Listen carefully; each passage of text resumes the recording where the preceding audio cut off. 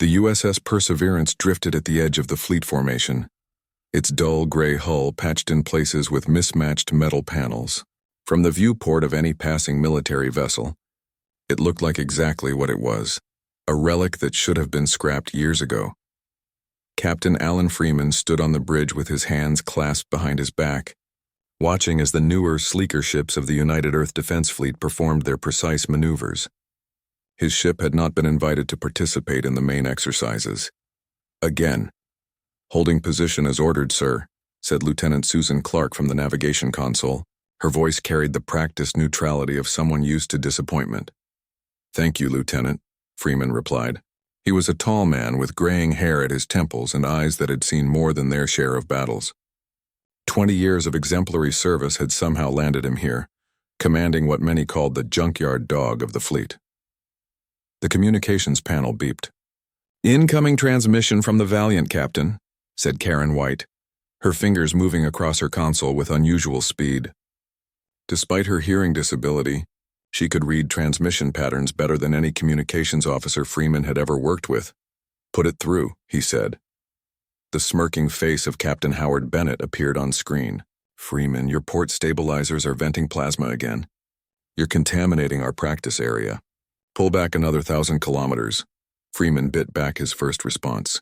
"Acknowledged, Valiant. We'll adjust our position. And do try to keep that flying trash heap from falling apart completely," Bennett added, before cutting the transmission. Freeman turned to his navigation officer. "Lieutenant Clark, you heard the man. Take us back." "Yes, sir." Her fingers flew across the controls, making adjustments far more precise than necessary for such a simple maneuver. Susan Clark had graduated top of her class at the academy, but her awkward demeanor and tendency to correct superior officers had stalled her career. The Perseverance had become home to officers like her, brilliant but overlooked. "Engineering reports the plasma leak is contained, Captain," called Peter Martinez from his station. The chief engineer was hunched over a console that was at least 2 generations older than those on modern ships. "I've rerouted power through the auxiliary systems. We're stable." Freeman nodded. Martinez had been transferred to the Perseverance after modifying a destroyer's engine core without authorization. The modifications had improved efficiency by 30%, but violated 17 different fleet protocols. Rather than acknowledging his genius, command had buried him here. "Sir?" John Miller spoke up from the tactical station, his voice quiet but steady. "The fleet's formation has a significant blind spot on their starboard flank." If this were a real engagement, Freeman walked over to Miller's station. The tactical officer's hands shook slightly, they always did, but his eyes were sharp as they analyzed the fleet movements. Miller had been a decorated officer until a Centaurian ambush left him with PTSD so severe that most captains wouldn't have him. Freeman had found that Miller's hypervigilance made him exceptionally good at spotting vulnerabilities. "You're right," Freeman said, studying the display. "They're too focused on looking impressive rather than being effective." Miller nodded, a small satisfaction crossing his features. "That's how people die, sir." "That's how people die," Freeman agreed quietly. The Perseverance continued its patrol at the edges of the exercise zone. While the fleet's premier ships practiced textbook maneuvers for the admirals to observe, Freeman had his crew running their own drills. Simulated engine failure in 3, 2, 1, Martinez called out. The lights on the bridge dimmed momentarily as Martinez cut power to the main systems from engineering. Most captains would have been furious at not being warned, but this was part of their regular training. Clark immediately switched to manual navigation, her fingers dancing across her console. Switching to emergency thrusters. "Communications down," White announced, already reconfiguring her station to operate on minimal power. Miller's hands moved steadily now, all traces of tremor gone. "Weapon systems rerouting to backup power. Shields at 40% but holding pattern." Freeman watched his crew work with quiet pride. What they lacked in resources, they made up for in adaptability. "Time to full recovery?" 37 seconds, sir," Martinez reported from engineering. "That's 3 seconds faster than last week." "Good," Freeman said, "but not good enough. I want it under 30 by the end of the month." The crew acknowledged the challenge without complaint. They were used to Freeman pushing them beyond standard expectations. It was the only way a ship like theirs could survive if real trouble ever came. Later that day, Freeman sat in his small office reviewing performance reports when his second-in-command, Lieutenant Commander Diane Reeves, entered. "Permission to speak freely, sir?" she asked. Freeman gestured to the chair across from his desk. "Always, Diane." She sat down, her expression troubled. "The crew is talking about the new assignments. 3 more Perseus-class destroyers were commissioned last week. None of our transfer requests were approved." Freeman leaned back in his chair. "I know. Sir, we have the best efficiency ratings of any ship in our class. Yes, we're old, but we consistently outperform expectations. Why does Command keep ignoring us?" Freeman considered his words carefully. "The fleet wants uniformity, Diane. Every ship operating by the same protocols, using the same equipment, following the same playbook. We're irregular." "We're effective," she countered. "We are," he agreed, "but we don't fit neatly into their vision of what the fleet should be." He gestured to the screen showing their patrol assignment for the next month. "Outer Colony Security Detail, again." Reeves didn't hide her disappointment. The outer colonies were the least prestigious assignment in the fleet. Minimal chance for advancement and far from any meaningful action. "Look at it this way," Freeman said with a hint of a smile. "At least we'll be away from Captain Bennett and his remarks about our ship." The next morning, the Perseverance prepared to depart for its assignment. As the crew made final preparations, Admiral Gregory Thompson's flagship transmitted orders to the assembled fleet. Freeman gathered his senior officers in the briefing room to review their mission. The room was small, with worn seats and a table that had seen decades of use. "Outer Colony Patrol," he said, bringing up the star map. "We'll be checking in on the settlements in the Arcturus sector. Standard sweep pattern, showing the flag to remind the colonists that Earth still remembers they exist." "Thrilling," Martinez muttered. "It's important work," Freeman reminded him, though he understood the frustration. "Those colonies are vulnerable. They need to know someone's watching their backs, even if it's just the junkyard dog," Miller asked with a rare smile. "Especially if it's the junkyard dog," Freeman replied. "We might not look like much, but we're still a United Earth defense vessel. We still represent everything the fleet stands for. Or what it should stand for," Clark added quietly. Freeman looked at his misfit crew. Each one of them passed over, underestimated or forgotten by the fleet they had sworn to serve. Yet here they were, still committed to their duty despite everything. "The Perseverance earned its name for a reason," he told them, "and so will we." As the ship broke formation and set course for the outer colonies, Freeman stood on the bridge watching the gleaming fleet shrink in the distance. Perhaps their assignment was meant to keep them out of sight and out of mind. Perhaps the Admiralty had written them off as a lost cause, but Freeman knew better. He had assembled this crew carefully, recognizing talents that others had dismissed. He had trained them not to follow the rulebook blindly, but to think, adapt, and overcome. In a fleet of identical ships with identical crews following identical procedures, the Perseverance was different. And someday, that difference might matter more than anyone could imagine. 3 weeks into their patrol of the Arcturus sector, the USS Perseverance settled into a routine. Each day brought the same tasks: scanning nearby systems, checking in with isolated mining outposts, and logging endless reports that Freeman suspected no one at command ever read. The quiet assignment suited some of the crew well enough. John Miller seemed more at ease away from the crowded fleet formations, and Peter Martinez had time to tinker with the ship's aging systems, without constant oversight from fleet inspectors.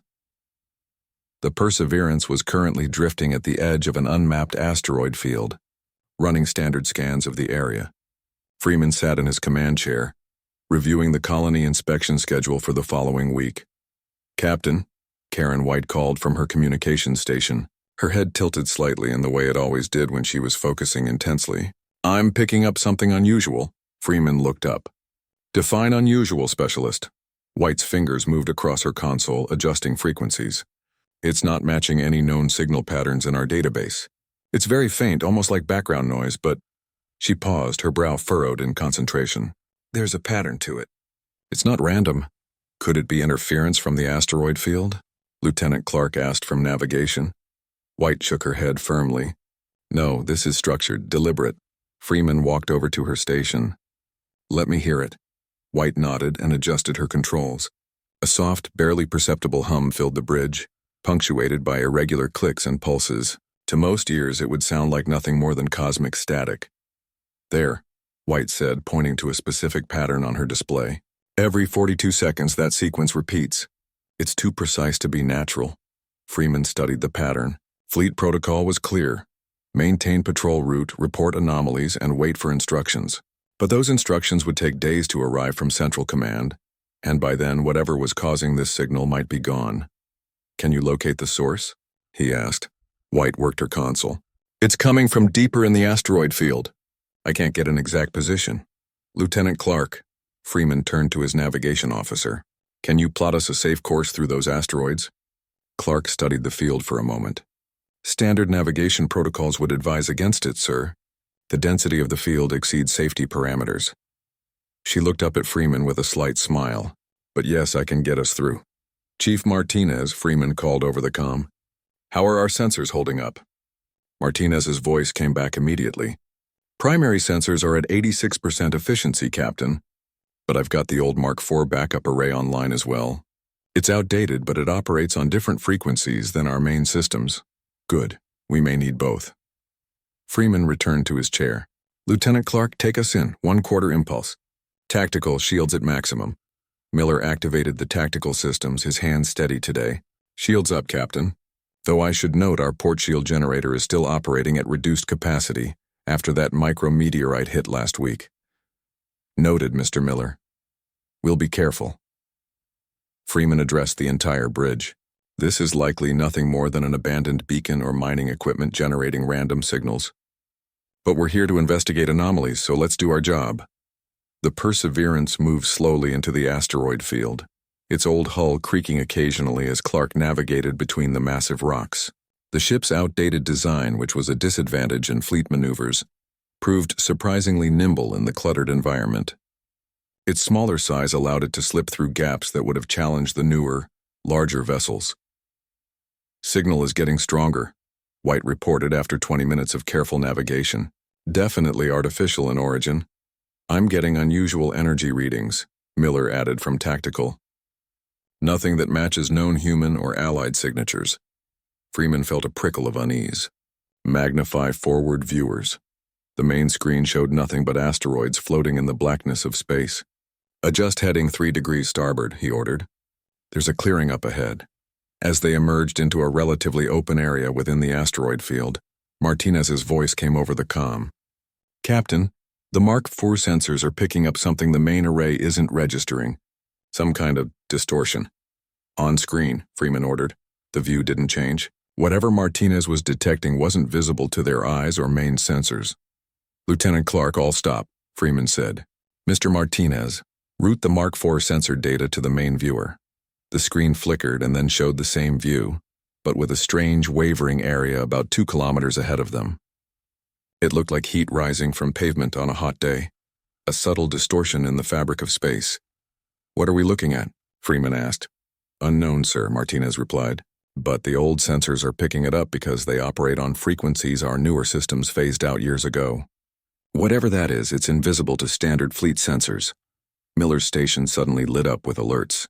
"Captain, I'm detecting power signatures behind that distortion." "Massive power signatures." Freeman made his decision. "Shut down all non-essential systems. Passive scans only."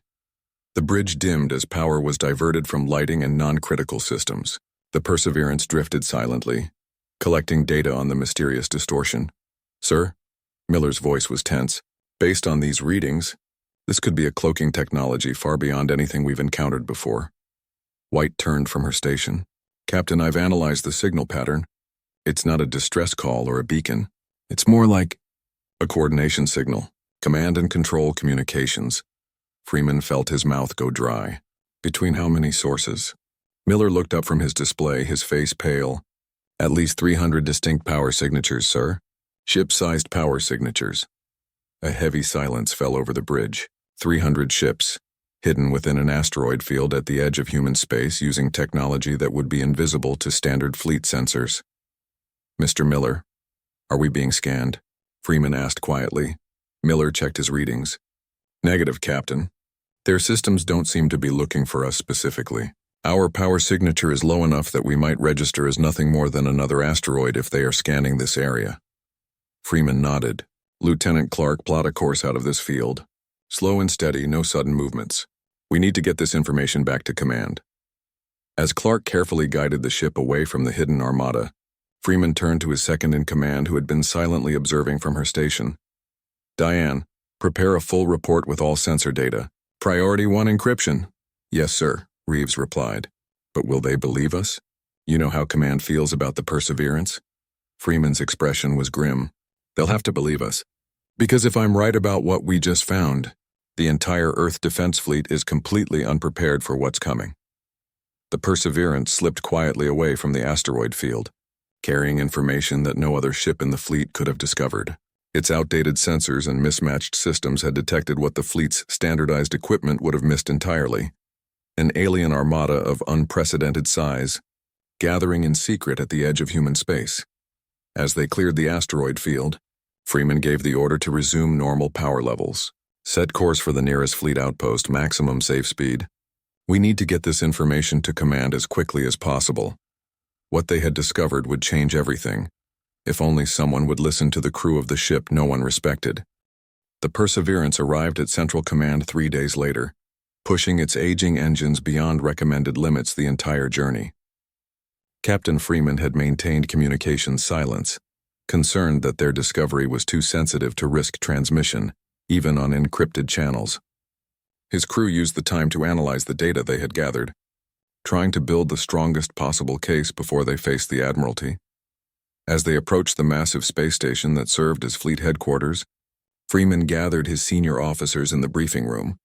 The mood was tense. They all understood what was at stake. Command has granted us an immediate audience with Admiral Thompson, Freeman informed them.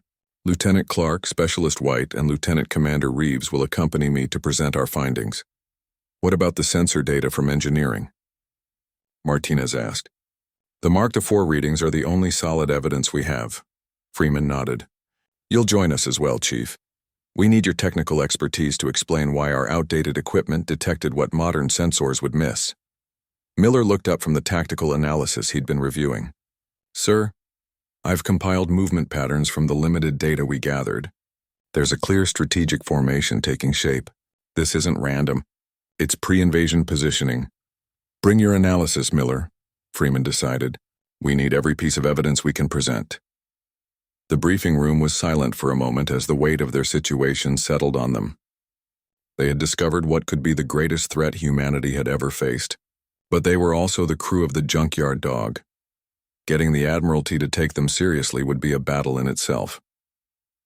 Whatever happens in that meeting, Freeman said quietly, remember that we did our duty. We found something no other ship would have detected, and we're reporting it through proper channels. What happens next is up to command. 2 hours later, Freeman and his officers stood at attention in Admiral Thompson's conference room. The Admiral was a stern-faced man with a reputation for by-the-book leadership. He was flanked by Captain Bennett of the Valiant, and 3 other high-ranking officers Freeman didn't recognize. Captain Freeman, Thompson began, his tone already skeptical. Your request for an emergency meeting claimed you've discovered an imminent threat to Earth. That's a serious assertion. Yes, sir, Freeman replied. While patrolling the Arcturus sector, we detected unusual energy signatures within an uncharted asteroid field. Upon investigation, we discovered what appears to be a cloaked alien fleet of approximately 300 vessels. Bennett snorted. 300 cloaked ships that somehow every other patrol missed, but your garbage scow managed to find? Freeman kept his eyes on the Admiral. We believe they remained undetected because their cloaking technology operates on frequencies that standard fleet sensors no longer scan for. Our ship's older systems were able to detect anomalies that newer vessels would miss. Thompson raised an eyebrow. That's convenient. Permission to present our evidence, sir? Freeman asked. Thompson nodded curtly. Proceed. For the next 40 minutes, Freeman and his crew methodically presented their findings. White explained the unusual communication patterns they had detected. Martinez detailed how the outdated Mark IV sensors had picked up energy distortions invisible to modern equipment. Clark showed the navigational data indicating the precise location of the hidden fleet. Miller presented his tactical analysis of the formation patterns. When they finished, The room was silent. Freeman could see the senior officers exchanging glances, their expressions a mixture of doubt and concern. "If what you're suggesting is true," Thompson finally said, "why would these aliens gather in such large numbers without making any hostile moves? Why hide at the edge of our territory?" "Standard invasion protocol, sir," Miller answered. "They're assembling their forces before striking. The location gives them quick access to both the outer colonies and core worlds." Bennett leaned forward. "And you expect us to take the word of a tactical officer who sees threats in his sleep? Everyone knows about your condition, Miller." Miller flinched but held his ground. "My analysis is based on data, not fear, sir." Thompson raised a hand to silence further comments. "Captain Freeman, while I appreciate your diligence in bringing this to our attention, your evidence is circumstantial at best. Energy readings that only your outdated sensors can detect, communication patterns that could be interpreted multiple ways, and tactical analyses from—" He paused, glancing at Miller. "Questionable sources." "Admiral," Freeman said firmly, "I understand your skepticism, but the threat is real. I stake my reputation on it." "Your reputation," Bennett muttered, just loud enough to be heard. Thompson sighed. "Here's what we'll do. I'll dispatch the Valiant to investigate your coordinates. Captain Bennett can verify if there's anything to your claims." "With respect, sir," Martinez interjected, "the Valiant won't be able to detect the cloaking technology with standard sensors." "Then perhaps you should lend them your magical Mark IV array," Bennett said with a smirk. Thompson stood, indicating the meeting was concluding. "Captain Freeman, your crew will remain at Central Command while we investigate. If Captain Bennett confirms your findings, we'll develop an appropriate response. If not—" He let the implication hang in the air. "And how long will this verification take?" Freeman asked, knowing that every day meant the potential threat moved closer to readiness. "The Valiant can depart tomorrow and reach the coordinates within 4 days," Thompson replied. "Until then, consider yourself and your crew on standby." Outside the conference room, Freeman's officers gathered in a quiet corridor. Their frustration was palpable. "They're not going to find anything," Martinez said. "Not with their standard sensors. This is a waste of time we don't have." "They think we're making this up," White added quietly, "or that we're just seeing things that aren't there." Reeves shook her head. "It's not just that. They don't want to believe that the fleet's standardized equipment has a critical vulnerability. That would mean admitting they've been wrong." Freeman considered their options. Fleet protocol gave him limited choices. He could accept the Admiral's decision and wait, knowing the verification mission would likely find nothing. He could go over Thompson's head to the fleet commander, but without new evidence, that would only damage what little credibility they had left. Or he could act. "We have 4 days until the Valiant reaches those coordinates," he said. "That's enough time for us to gather more concrete evidence." Clark looked at him sharply. "You're not suggesting we return to the asteroid field?" "No," Freeman said. "I'm suggesting we go beyond it. If that fleet is preparing for invasion, they must have advanced scouts, supply lines, or other support vessels. We find those, and we have proof that even standard sensors can detect. That would mean disobeying direct orders to remain at Central Command," Reeves pointed out. "It would," Freeman agreed, "which is why I won't order any of you to come with me. This is volunteer only. Anyone who stays behind can truthfully say they were following orders." His officers exchanged glances. Miller was the first to speak. "The Perseverance is my home, sir. Where she goes, I go." One by one, the others nodded their agreement. None of them would stay behind. That night, while Central Command slept, the Perseverance quietly slipped away from its docking bay. Freeman had filed a maintenance flight plan that would give them several hours before anyone realized they were actually leaving the system. As the ship accelerated to full speed, Freeman stood on the bridge looking at the stars ahead. He had just risked his career and possibly faced court-martial charges for disobeying orders. But if he was right about what they had discovered, none of that would matter. Either they would find the proof they needed and save countless lives, or they would return empty-handed and face the consequences of their actions. Either way, the crew of the Perseverance would face it together. What they couldn't know was that they were already too late. The invasion had begun. The Perseverance was 2 days into its unauthorized mission when the first distress calls began flooding every emergency channel. The crew had been searching methodically through nearby systems for any sign of alien scout ships, when Karen White suddenly straightened at her communications console. "Captain," she called, her voice tight with alarm. "Multiple distress signals coming in from Outpost Delta and the mining colony on Arcturus IV." Freeman moved quickly to her station. "Put them through." The main speakers crackled with static and broken transmissions. "Under attack. Ships appeared from nowhere. Defenses failing. Need immediate..."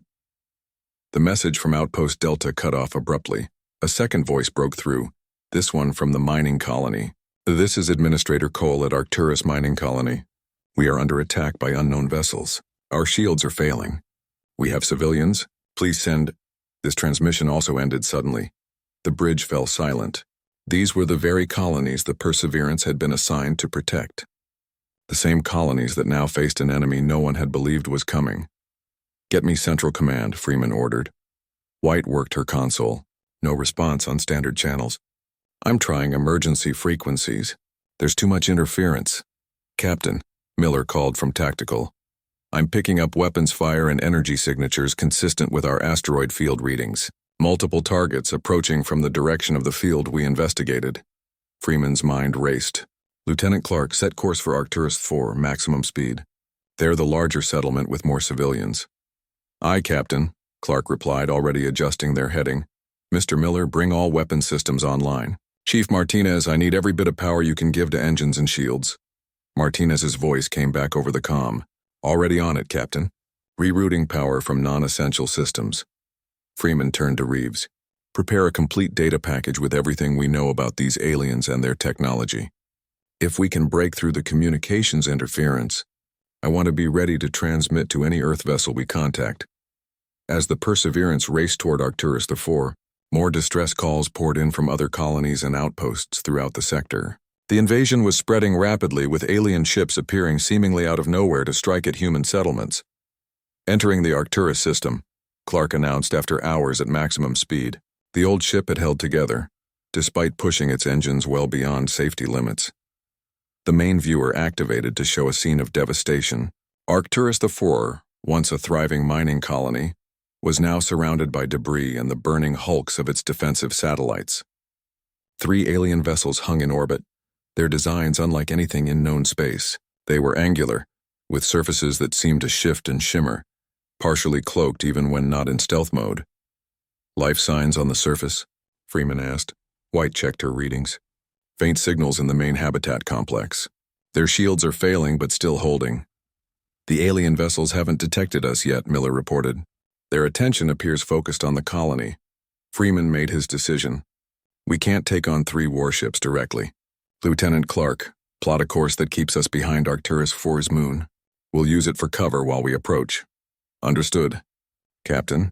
The Perseverance slipped into the shadow of the moon, using its smaller size and reduced power signature to avoid detection. "Chief Martinez," Freeman called. "What can you tell me about those ships based on your sensor readings?" Martinez's voice was thoughtful. "Their hull configuration is designed to scatter our standard sensor scans. That's why they're so hard to detect with modern equipment. But I'm picking up unusual power fluctuations in what might be their shield generators. There's a pattern to it, almost like a pulse. Can we exploit that?" Freeman asked. "Maybe," Martinez replied. "Our weapons are individually weaker than fleet standard, but if we could time our shots to hit during the millisecond gaps in their shield pulses..." "Make it happen," Freeman ordered. "Mr. Miller, coordinate with engineering. I want a firing solution that takes advantage of those shield fluctuations." While they prepared, Freeman addressed the bridge crew. "We're outgunned and outnumbered. Our priority is the colonists. We need to buy them time to evacuate to their emergency shelters, then get word back to Earth about what we've learned." White looked up from her console. "Captain, I'm receiving a transmission from the surface. Administrator Cole is still alive. Put him through." A haggard face appeared on screen. Burns marked one side of his face and smoke filled the background behind him. "This is Cole. Is that a fleet vessel?" "Administrator Cole, this is Captain Freeman of the USS Perseverance. What's your situation?" Cole coughed, waving away smoke. "We have about 200 people in the main shelter. Our outer defenses are gone. Inner shields at 17% and failing. Those ships up there, they just appeared out of nowhere. Our sensors didn't detect them until they were right on top of us. We're going to help you. Freeman assured him. Can your people reach the emergency evacuation shuttles? The shuttles are in a bay on the other side of the complex. We'd have to cross open ground that's exposed to orbital fire. Freeman nodded grimly. Understood. Stand by for our signal. When I give the word, get your people to those shuttles. As the transmission ended, Miller turned from tactical. Captain, I've synchronized our weapons to target the shield fluctuations Martinez identified. It's not perfect, but we should be able to penetrate their defenses at least partially. And I've analyzed their attack pattern, Clark added. They're methodical, moving from one section of the colony to the next in a clockwise pattern. There will be a 2-minute window when their weapons will be focused away from the path to the shuttle bay. Freeman considered their limited options. The Perseverance was no match for 3 alien warships in direct combat. But they didn't need to win. They just needed to create a diversion long enough for the colonists to escape. Here's the plan, he said. We'll emerge from behind the moon and hit all 3 ships simultaneously, targeting their shield fluctuations. That should get their attention. Once they turn to engage us, we'll lead them away from the colony, giving Administrator Cole and his people that 2-minute window to reach the shuttles. And then? Reeves asked quietly. Freeman met her eyes. And then we run, as fast and as far as we can, transmitting everything we know to any Earth vessel that will listen. The bridge crew nodded, understanding the slim odds of their survival. No one complained. No one suggested alternatives. They had all chosen to follow Freeman on this mission, knowing the risks. Take your positions, Freeman ordered. Lieutenant Clark, bring us around the moon on my mark. The Perseverance moved silently through space, its aging hull carrying the 200 souls aboard in the hopes of 200 more on the surface below. It was not the newest ship in the fleet, nor the strongest, nor the fastest. But in this moment, it was the only ship that mattered. Weapons ready, Miller reported, his hand steady on the controls. Engineering reports all systems prepared for combat maneuvers, Martinez added. Communications standing by to signal the colony. White confirmed. Freeman took a deep breath. This was the moment that would define his career, his crew, and his ship. Not in the eyes of the Admiralty, but in the only way that truly mattered, by their actions when they were needed most. Engage, Freeman commanded. The Perseverance burst from behind the moon, weapons already firing at the 3 alien vessels. The element of surprise worked in their favor, as precisely timed shots punched through momentary weaknesses in the enemy shields. The alien ships reacted immediately, breaking off their bombardment of the colony to turn their attention to this unexpected threat. Just as Freeman had hoped, all 3 vessels moved to pursue the Perseverance as it darted away from the planet. Signal the colony, Freeman ordered. Tell them to move now. As the Perseverance led the alien ships away, drawing their fire and returning what shots they could, the battle for survival had only just begun. The Perseverance shuddered as another alien blast struck its shields. Captain Freeman gripped his command chair as the bridge lights flickered. They had been engaged with the 3 alien vessels for nearly 7 minutes, drawing them away from Arcturus 4 while the colonists made their escape. Shield status, Freeman called out. Down to 29%, Miller replied from tactical. Port shield generator is starting to overheat. Status of the evacuation, Freeman asked White. She listened intently to her communications feed. Administrator Cole reports they've reached the shuttle bay. They're boarding now. They need another 5 minutes, Freeman nodded. 5 more minutes of this punishment would be difficult. The Perseverance had landed some good hits by targeting the fluctuations in the alien shields, but they were still heavily outgunned. Lieutenant Clark, evasive pattern Delta. Keep us moving, he turned to his second-in-command. Diane, what's the status of our distress call? Reeves checked her console. Still broadcasting on all frequencies, but the aliens are jamming long-range communications. I don't know if anyone's receiving. A massive impact rocked the ship, throwing crew members against their stations. A shower of sparks erupted from a nearby console. Direct hit to our starboard section, Martinez reported from engineering. Hull breach on deck 3. Emergency force fields are holding, but we've lost the starboard phaser array. Freeman made a quick decision. Clark, take us into the debris field of the destroyed defense satellites. Use the wreckage for cover. The Perseverance banked sharply, diving toward the scattered remains of Arcturus IV's orbital defenses. The alien ships followed, their weapons cutting through the debris but occasionally hitting floating chunks of metal instead of their target. "Captain," White called out. "I'm getting a transmission from the colony. First shuttle is launching now." On the main viewer, Freeman watched as a small evacuation craft rose from the surface of Arcturus 4. If they could just keep the alien ships distracted a little longer, the colonists might escape. Suddenly, one of the alien vessels broke off pursuit and turned back toward the planet. "They've spotted the shuttle," Miller warned. Freeman reacted instantly. "Martinez, give me everything you've got in the engines." "Miller, target that ship's propulsion system." The Perseverance surged forward, pushing its aging engines beyond their limits. They managed to position themselves between the alien vessel and the escaping shuttle. Their remaining weapons fired repeatedly at the specific points in the enemy's shields that Martinez had identified. Several shots penetrated, causing visible damage to the alien ship. It veered away temporarily, buying the shuttle precious seconds to gain altitude. "Second shuttle launching," White announced. Freeman knew they couldn't keep this up much longer. The Perseverance was taking too much damage. They needed a new strategy. "Mr. Martinez," he called to engineering. "You mentioned their shield generators have a pulse pattern. What would happen if we modified our deflector to emit a resonance frequency that matches that pulse?" Martinez was silent for a moment.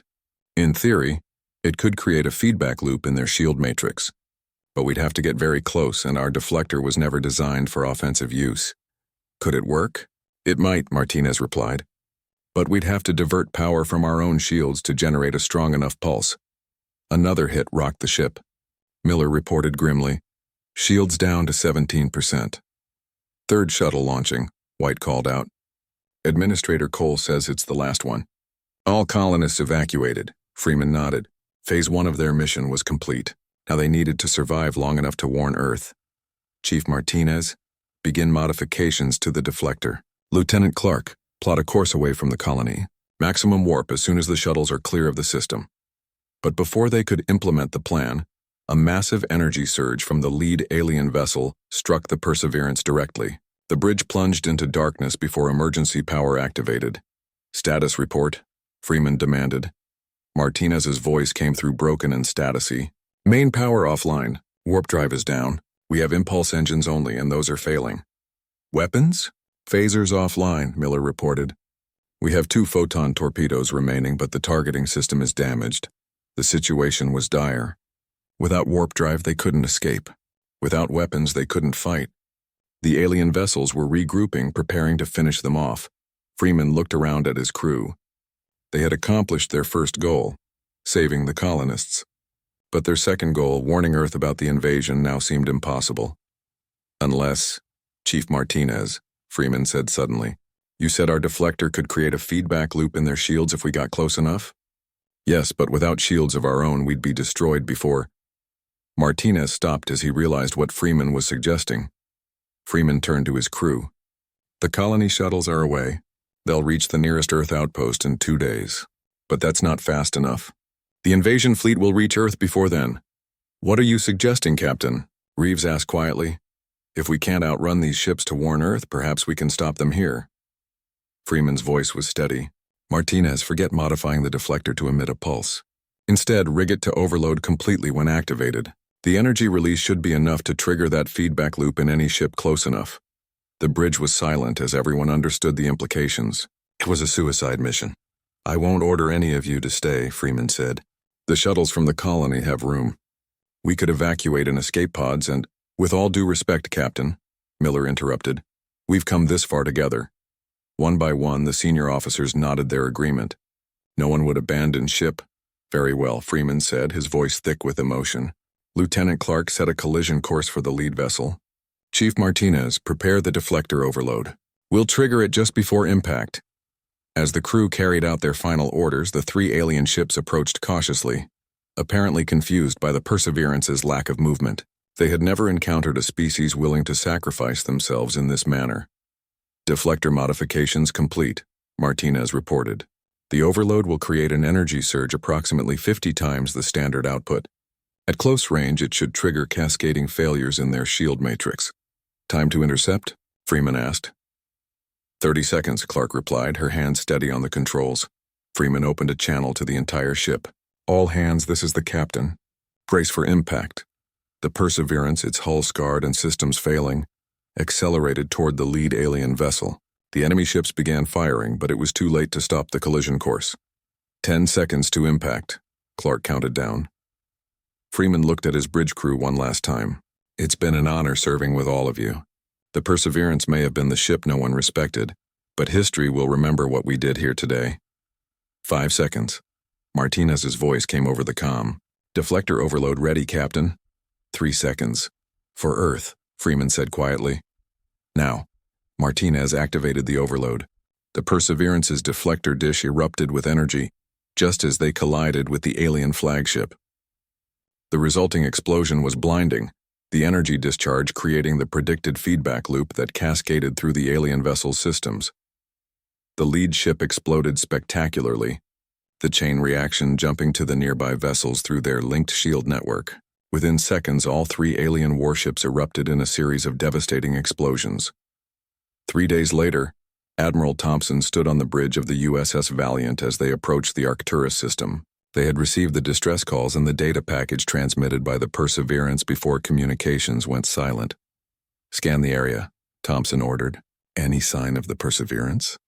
The science officer worked his console. "No, sir. But there's significant debris consistent with the destruction of multiple vessels. And, sir, the colony reports that Captain Freeman and his crew saved over 200 civilians. They also transmitted detailed information about the alien technology, including their shield vulnerabilities." Thompson nodded silently. The data the Perseverance had sent had already been distributed throughout the fleet. Earth's defenses were being modified based on their discoveries, preparing for the invasion that was now confirmed to be coming.